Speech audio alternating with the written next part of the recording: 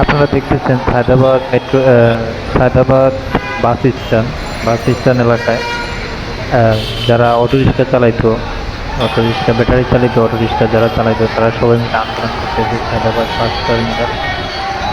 আর এখানে উম, ক্ষয়ক্ষতি বলতে একটা মোটর সাইকেল পুলিশ বক্সের সামনে দাঁড়ানো অবস্থায় ছিল, যেটারে ভেঙে গুড়িয়ে দিয়েছে।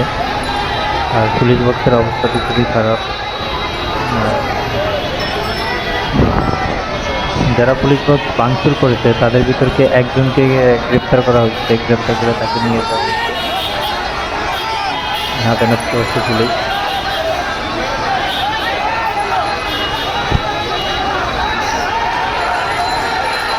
এখানে পুলিশের সাথে কথা বলছে যে আপনারা ঠিক আছে আন্দোলন করতেছে করেন।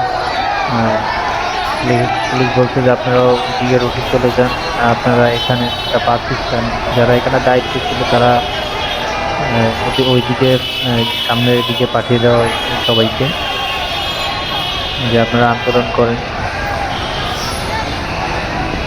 অনেক জনতা এখানে পুলিশে পুলিশ তাদের কথা শুনছে, শুনে বলছে যে তোমরা ওদিকে গিয়ে আন্দোলন করো।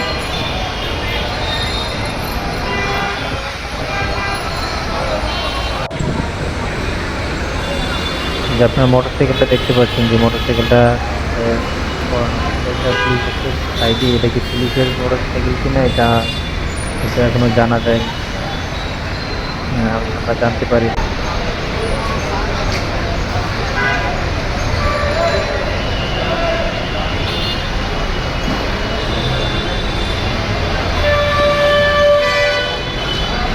এখানে পুলিশ বক্সের অবস্থা খুবই নাজেহাল। এখানে পুলিশ বক্সের যে গ্লাস আছে, গ্লাস এটা ভেঙে ফিরে দেওয়া হয়েছে। গাড়ির অবস্থাটা সামনের যে অংশটা এটা পুরোই একবারে অবস্থা পুরোই খারাপ।